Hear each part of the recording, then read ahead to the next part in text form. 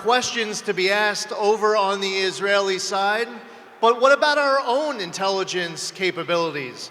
What about a failure within our own apparatus? What have you learned? What kind of questions are you asking? What kind of reforms are necessary? Congressman Waltz. Yeah, thanks, Lee. And obviously I can only get into so much detail, but I'm not convinced it was the intelligence failure that we're being led to believe that it was. I do think we picked up indicators, and the problem is if our analysts, our collectors are pushing those indicators up to our policymakers that are either ignorantly or willfully on the side of Iran, were they then ignored? And when you have the lead negotiator for the Obama administration, Rob Malley, who was then the lead negotiator for the Biden administration, Rob Malley, that were obsessed with the Iran deal 2.0. And oh, by the way, his entire ring is still sitting in government. He's being investigated by the FBI. His security clearance has been pulled. But Tabatabai is the chief of staff for special operations in the Pentagon. Right now, today, she is sitting on top secret systems with our most compartmented information across our most sensitive programs against Iran. And she hasn't been removed. This administration won't remove her. But we're getting it after it, Lee, and we're digging hard because I believe there is a scandal and a conspiracy here that only House Republicans can uncover. And then second thing, I don't believe this was an intelligence problem. This is a policy problem. When President Trump left office, Iran's foreign currency reserves had gone from 70 billion to 4 billion. And they have now quadrupled back again. Their oil sales had gone to nearly nothing, 100,000 barrels per day. Now they're bringing in 30 billion per year. They are flush with cash. We have ignored sanctions. We've given waiver after waiver, all in this obsession. And so this equivocation of, well, they were complicit, but we don't think they were directly involved. I don't know what they're looking for, the Ayatollah to have been on the radio with Hamas's fighters. I mean, it's just flies in the face of it. And so I think it is a policy problem, and I think, frankly, it is an Iran complicity problem in the most senior levels of the Biden administration. I do not think it was a collection problem. Congressman Bacon, when President Biden released his supplemental request, some were surprised to see the Ukraine element so much more than the funding for Israel. If you can comment from your perspective as to whether or not you thought this was the appropriate amount for Israel that the president requested, if you can share any insight as to how that money might get spent. Obviously, this group is very interested in knowing what the details really are of what President Biden is requesting from Congress. Thank you. I agree with every of the presidential candidates but one today. The United States must support Israel, period. And the request for the president was $15 billion, roughly. And so annually, we typically provide Israel about $3.5 billion, and it's a win-win. A lot of this stuff, these weapons are co-produced, the technology is co-produced. It is really a win-win relationship. So the president's gone in with about $15 billion. I'd say we should approve it. We should do it ASAP, as soon as possible. And if it ends up 4 or 5 or 6 months from now needing more, we'll do that. And so I think the amount for now is all right. We should put it immediate on the priority list in the House to get that passed. Now let's talk about Ukraine. It is of my view that an independent Ukraine is in our national security interest. That does not mean we have to do exactly what the president wants. He has to defend his budget. He should do an itemized explanation of what he wants. I'll give you one example. A lot of the requests he's given us in the past, I thought were good for maintaining the gridlock. But why didn't we do ATACMS? Why weren't we providing weapons that could actually win the war? Just this last month, he provided ATACMS for the first time. So Congress has a role here. He has to defend what he requests, and we have a chance to help shape what we give, when we give it, and so I think we have that role there. But in the end, Putin says he wants to restore his old borders. Ukraine is just one phase of that. So we also need to be supporting Ukraine. And let me just add one more on the supplemental. He wants money for the border to help move people around. That's a no-go in the U.S. House. We need policy changes, not money, just to move people around in the United States. We could fix what's broken at the border by changing the law and changing how we handle when people come in as refugees or seeking asylum. Putting more money there just means we're facilitating what's broken. And so that part of the supplemental is dead on arrival. Well, Congressman Donalds and Congressman Banks, I'm going to ask you about Iran. Congressman Donalds, I like to brag, I was his freshman mentor last Congress, so anything good that Byron ever does that meets your blessing, I'll take credit for. Everything else, you'll blame Banks or Bacon. But we love Byron. He serves now on the House Financial Services Committee, so I want to talk to you a little bit about the economic pressure aspect of an instrument of national power, the sanctions, what you see on the committee that might get done going forward, possibly new sanctions, new teeth in dealing with Iran. What do you want to see? But from your perspective as a member of the House Financial Services Committee now. Oh, there we go, we're back. So a couple things. I think that the sanction regime that was there under President Trump should have never left. You have Joe Biden who decided to take his foot off the neck of Iran. I mean, Mike Waltz was just talking about that. Just go back to that sanctions regime. House Financial Services Committee, yeah, we would love to do more. The question is, well, hold on. Let me not ask Joe Biden what he wants to do because it's probably going to be wrong. What we need to do is examine what is effective from a sanctions position on Iran and on the terrorist groups that they support. We got to squeeze all that out of there. We shouldn't allow them to just operate freely in the global economy, knowing that all they're going to do is perpetuate terror against free countries, including Israel, all the time. We can't have that. So go back to the previous sanctions regime under President Trump. Do that first. If House Financial Services needs to do more, we will step up and do that. I'm glad we actually have a Speaker of the House now in Mike Johnson, so Patrick McHenry can go back to chairing that committee so we can go back and review all of those different aspects of it. On a broader perspective, look, I'm a free trade person. I'm a laissez-faire economics individual. That's my basis. But you cannot have a global economy if you know aspects of that money is going to go to spread terror. Because spreading terror actually defeats the entire purpose of a growing, functioning economy based upon free trade and free ideas. Nobody's going to sell widgets if you're afraid of how you're going to get home at night, or if you're afraid that missiles are going to be fired into your country, or you're afraid that hostages are going to be taken. There will be no ability for a stable economy across the globe. So sanctions regime is critical in order to pull that money out of these regimes like Iran, so you can have a global harmony where people can just be tolerant of each other, live in harmony and peace, and then we can also make money, trade, etc., and try to continue this experiment, not just here in America, but around the globe. Yeah, picking up on that, Congressman Banks, there's no way that Hamas carries out this act without being resourced and blessed by Iran. And we're sitting there watching the news. Why isn't anyone in the Biden administration calling out Iran and speaking truth? On 9/11, they give $6 billion of a ransom payment. On September 11th, they give a $6 billion ransom payment to Iran, and they're trying to lecture all of us like money isn't fungible.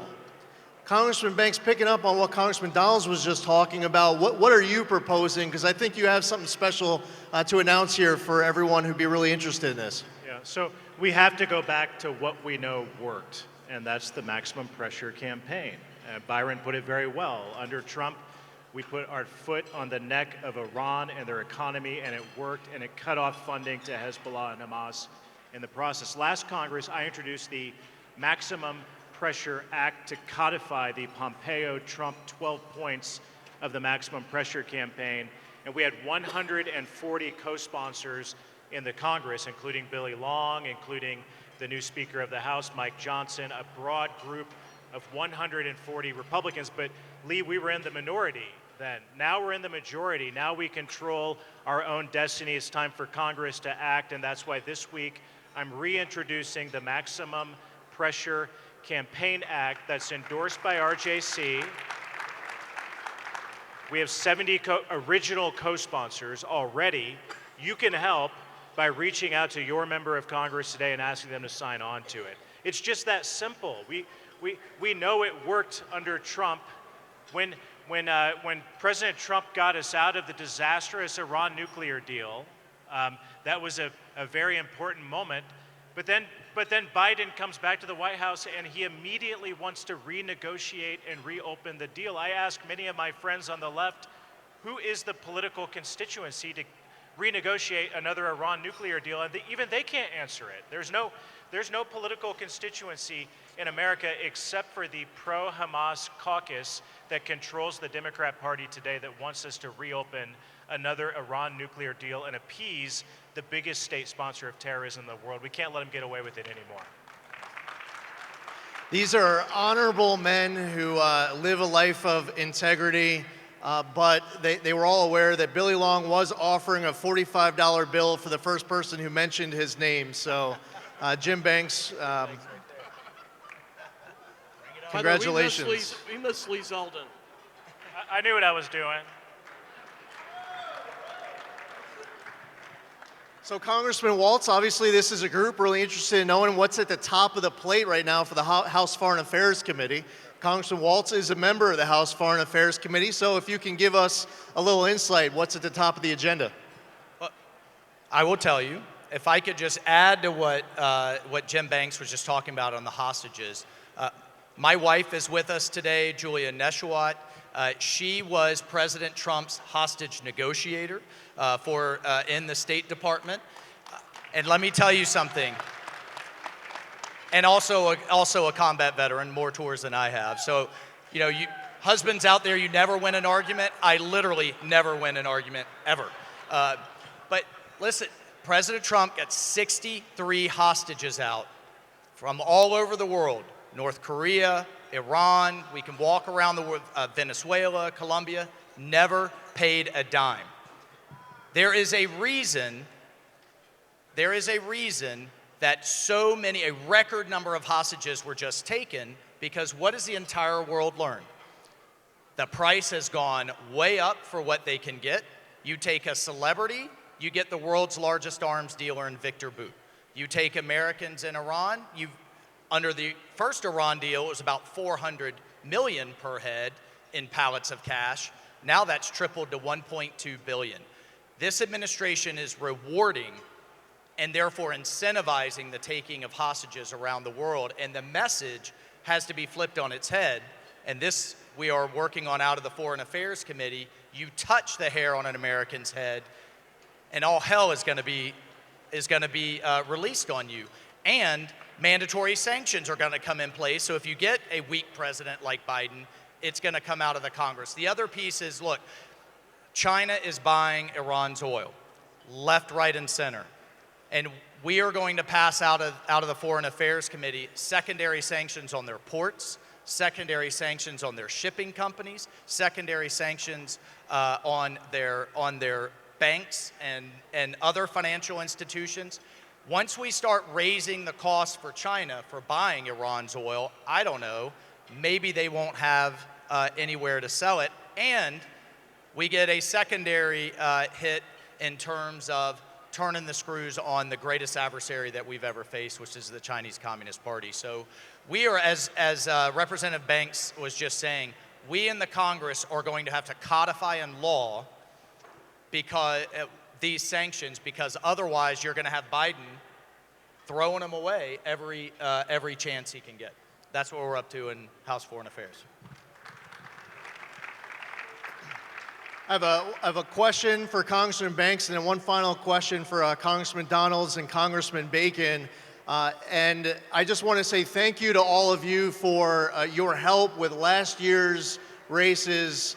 How good it feels for us as Republicans that these men are in the majority right now in the House, that we have a check and balance on President Biden and the Senate Democrats.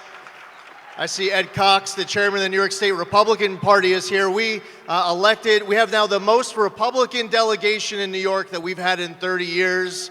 And we, from red states, purple states, blue states, they're working together and they're in a majority. We need to expand that majority. So thank you for everything you're doing for the RJC, because they made such a big impact in making sure that gavels were in the hands of these gentlemen. They're doing a great job with that. And one of the ways that we've seen that play out is former Speaker Kevin McCarthy created a select committee on China, which Congressman Banks is an active member on. So if Congressman Banks could just spend a minute and give us a little bit of insight on that committee, what you're working on, what do you think's ahead? Before I do, let me say this. Lee Zeldin, we miss you in Congress. You are a great American. I learned so much from you watching you as a new member of Congress, and we hope to have you back someday. So the Select Committee on the Chinese Communist Party, I believe, is former Speaker McCarthy's biggest legacy. It is a bipartisan, full committee. We have many goals, but the biggest goal is to develop a whole of government strategy to take on the biggest adversary that America faces today. The Chinese Communist Party is the biggest threat to our American way of life, and something that's important to each and every one of us in this room, and that's our religious liberty. And so we've tried to draw more attention to the threat. What does the threat mean? I believe our biggest goal, Lee, in this Congress is to stop the flow of American investment dollars to our biggest enemy. It's unbelievable to me that our federal and almost every state pension in America invest in China's military, the very military that wants to wipe us off the map. So that's one of our big legislative goals. So unfortunately, our committee hasn't met since October 6th. And I think this is really important when we go back into session with the new Speaker of the House, that the Select Committee goes back to work. And as Waltz just said a little bit ago, we have to recognize that our biggest adversary, China, is Iran's best friend. And China is no friend to Israel. They've called for a ceasefire in Gaza. As Waltz said, 1/3 of Iran's oil exports go to China. So we have to recognize that that threat is very much linked, and we have to do something about it. And I believed that on the Select Committee on the Chinese Communist Party, that we're going to make that one of our big missions over the year left that we have in this Congress to move forward. It is a bipartisan committee, and that's the good part. The bad part is that the Democrats are so bad and weak on the China subject today that you think that in many ways the political interests that are most friendly to China own the Democrat Party today, and that's something that's very sad to me. Someone who grew up in a working class union household in Indiana, to know that the Democrat Party is the party that is most intertwined with the corporate interests that's selling us out to China each and every day. I wish that was more bipartisan, but today it's the Republicans, especially the Republicans in this majority, that are leading the way. So our final question, Congressman Bacon and Congressman Donalds, border security is national security. President Biden comes in, and on day one, he starts implementing policies which, by design, open up our border. It's not just a Texas problem. We see it up in New York, the consequences of what has been a catastrophe, a crisis caused by the Biden administration. Now we have an appropriations process that's going on. The government is funded for another few weeks.